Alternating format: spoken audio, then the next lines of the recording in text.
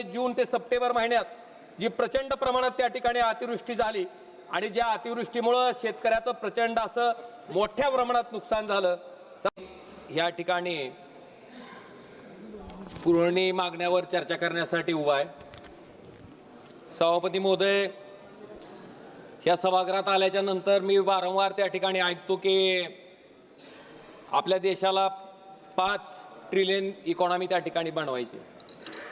मी फार मोठा काय अर्थतज्ञ नाही आहे, पण एक साधी गोष्ट मला त्या ठिकाणी निश्चितपणे समजते की आपल्या देशातील जवळपास 60 ते 70% लोक ही शेती या व्यवसायावर त्या ठिकाणी अवलंबून आहेत आणि त्या शेतीसाठी जोपर्यंत आपण सिंचनासाठी मुबलक पाणी, वीज आणि जो शेतकरी त्या शेतात राबून कष्ट करून पीक पिकवतो, त्यानं पिकवलेल्या माल उत्पन्नाला त्या ठिकाणी स्वामीनाथन आयोगाच्या शिफारशीप्रमाणे त्याच्या उत्पादन खर्चावर आधारित त्या ठिकाणी त्याला हमीभाव जोपर्यंत मिळणार नाही तोपर्यंत मला वाटते आपण जे 5 ट्रिलियन इकॉनॉमीचं स्वप्न त्या ठिकाणी बघतोय ते आपण कधीही गाठू शकणार नाही।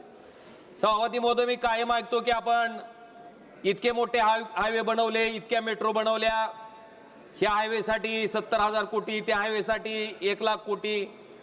सभापती महोदय, पण मला वाटतं अटल बिहारी वाजपेयीजींचंच त्या ठिकाणी विजन होतं नदी जोड प्रकल्प। मला वाटतं नदी जोड प्रकल्पाच्या बाबतीत आपण मोठ्या प्रमाणात पैसे खर्च करून बजेटमध्ये तरतूद करून त्या शेतकऱ्याला शाश्वत पाणी त्या ठिकाणी का उपलब्ध करून देत नाही? मला वाटतं हा माझा सरकारच्या पुढे प्रश्न आहे।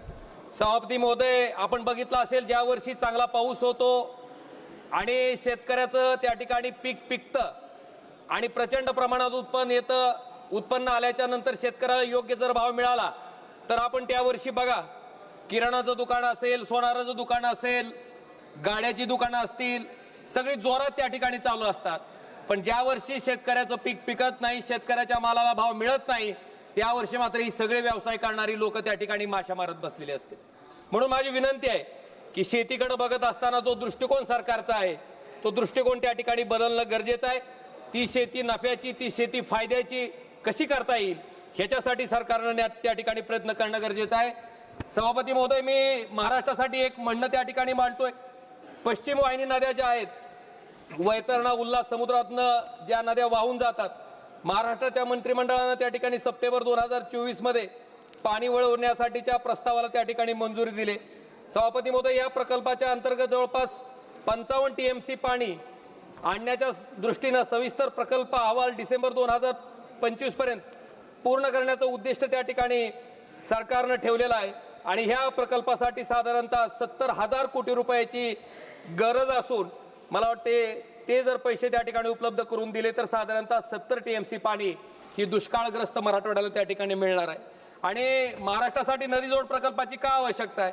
नारपार असेल, अंबिका असेल, औरंगा असेल, दमनगंगा, वैतरणा, उल्हास यासारख्या नद्याच्या खोऱ्यातील जे अतिरिक्त पाणी आहे, जी गोदावरी खोऱ्यातील कोरडवाहू भागामध्ये जर आपण त्या ठिकाणी वळवलं तर निश्चितपणे त्या शेतकऱ्याचा त्या ठिकाणी फायदा झाल्याशिवाय आणि त्याला मुबलक प्रमाणात पाणी, शाश्वत पाणी उपलब्ध झाल्यामुळं त्या ठिकाणी निश्चितपणे त्याला त्याची शेती ही फायद्याची त्या ठिकाणी करता येईल आणि त्याच्या माध्यमातून उत्पन्न घेऊन त्याचा प्रपंच त्या ठिकाणी करता येईल। सभापती महोदय, मला माझ्या धाराशिव लोकसभा मतदारसंघामध्ये जून ते सप्टेंबर महिन्यात जी प्रचंड प्रमाणात त्या ठिकाणी अतिवृष्टी झाली आणि ज्या अतिवृष्टीमुळे शेतकऱ्याचं प्रचंड असं मोठ्या प्रमाणात नुकसान झालं।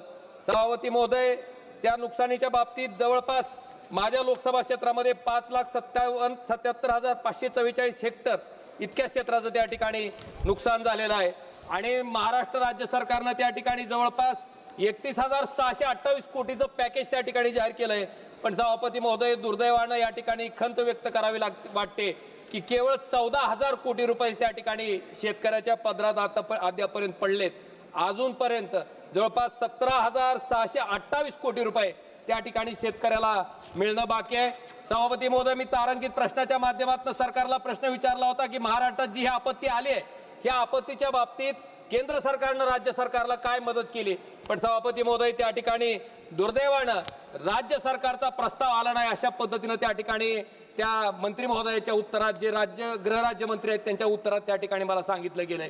सभापती महोदय, मला अपेक्षा आहे की महाराष्ट्र सरकारनं तातडीनं ती मदतीचा प्रस्ताव पाठवावा केंद्र सरकारकडे आणि डबल इंजिनच्या सरकारच्या माध्यमातून जी शेतकऱ्याला भरीव स्वरूपाची मदत त्या ठिकाणी मिळणं गरजेचं आहे, ती मदत त्या ठिकाणी तातडीनं मिळवून द्यावी ही माझी आपल्या माध्यमातून केंद्र सरकारला विनंती आहे आणि राज्य सरकारला विनंती आहे. सभापती महोदय, माझी विनंती आहे, मी एकटाच आहे वक्ता बोलणारा, किमान मला 10-15 मिनिटं तरी बोलू द्या. सभापती महोदय, मला एक सगळ्यात महत्वाचा विषय मला आपल्या माध्यमातून सांगायचा आहे की मराठवाड्यामध्ये साधारणतः 1 जानेवारी ते 30 ऑक्टोबर 2025 पर्यंत किती आत्महत्या झाल्या? सभापती महोदय, 112 छत्रपती संभाजीनगरमध्ये, 32 जालन्यात, परभणीमध्ये 45, हिंगोलीमध्ये 33, नांदेडमध्ये 90, बीडमध्ये 108, लातूरमध्ये 47, धाराशिवमध्ये 70.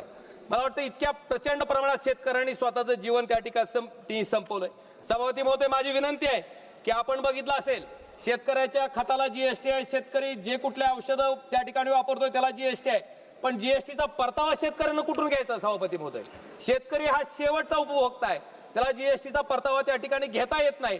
म्हणून माझी विनंती आहे केंद्र सरकारला की जीएसटी जो शेतकऱ्याच्या खतावर, बियाण्यावर, त्या ठिकाणी तणनाशकावर लावला जातो तो जीएसटी त्या ठिकाणी कमी करावा, रद्द करावा ही माझी कळकळीची विनंती सभापती महोदय आपल्या माध्यमातून केंद्र सरकारला त्या ठिकाणी आहे.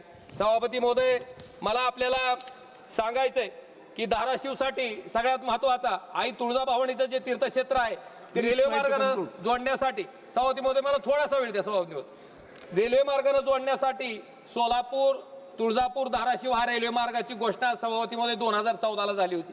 2019च्या नंतर जवळपास 3200 कोटी रुपयाची त्या ठिकाणी आवश्यकता ह्या रेल्वे मार्गासाठी आहे. सभापती महोदय, राज्य सरकारनं निम्मा खर्च उचलण्याची हमी त्या ठिकाणी केंद्र सरकारला दिली आहे, पण दुर्दैवानं 1 रुपयाची तरतूद त्या ठिकाणी राज्य सरकारनं ह्या प्रकल्पाच्या बाबतीत केली नसल्यामुळं केवळ तुळजापूर पासून धाराशिव पर्यंतच्या रेल्वे मार्गाचं काम चालू आहे, पण तुळजापूर पासून सोलापूर पर्यंतच्या रेल्वे मार्गाचं टेंडर अद्यापर्यंत त्या ठिकाणी अंतिम झालेलं नाही आणि त्याच्यामुळं जे स्वप्न आहे सोलापूर, तुळजापूर, धाराशिव आई तुळजाभवानीचं तीर्थक्षेत्र त्या ठिकाणी जोडण्याचं ते स्वप्न त्या ठिकाणी अपुरं राहतंय. सभापती महोदय, मला माझ्या मतदारसंघातल्या फक्त 2 मागण्या मला तुमच्या माध्यमातून केंद्र सरकारच्या समोर ठेवायच्यात. सभापती महोदय, आमच्याकडं कनेक्टिव्हिटी रोडची चांगले, धुळे सोलापूर त्या ठिकाणी हायवे आहे, सुरत चेन्नईचा महामार्ग सुद्धा त्या ठिकाणी भारतमाला प्रोजेक्ट मधनं बाहेर आल्यामुळं त्याला वेळ लागतोय, पण माझी विनंती आहे की त्याला सुद्धा लवकरात लवकर मंजुरी द्यावी. आणि मला वाटतं हे सगळे महामार्ग झाल्याच्या नंतर धाराशिव एमआयडीसी मध्ये एक लॉजिस्टिक पार्क त्या ठिकाणी केंद्र सरकारनं उभा करावं ही माझी त्या ठिकाणी आपल्या माध्यमातून केंद्र सरकारला त्या ठिकाणी सभापती महोदय कळकळीची विनंती आहे. आणि त्याचबरोबर धाराशिव शहरासाठी जी सुरत चेन्नईचा ग्रीनमेंट अलाइनमेंट जी त्या ठिकाणी अजून प्रलंबित आहे, त्या ठिकाणाहून वैरागपासनं धाराशिव जिल्ह्याला जोडण्यासाठी, धाराशिव शहराला जोडण्यासाठी एक स्पर रोडची मागणी त्या ठिकाणी मी नितीनजी गडकरींकडे केली आहे. त्याला सुद्धा त्या ठिकाणी मान्यता द्यावी, ज्याला 1365 कोटी रुपयाची आवश्यकता आहे. ही सुद्धा माझी विनंती आपल्या माध्यमातून सन्माननीय केंद्र सरकारकडे सभापती महोदय आहे. त्याचबरोबर सर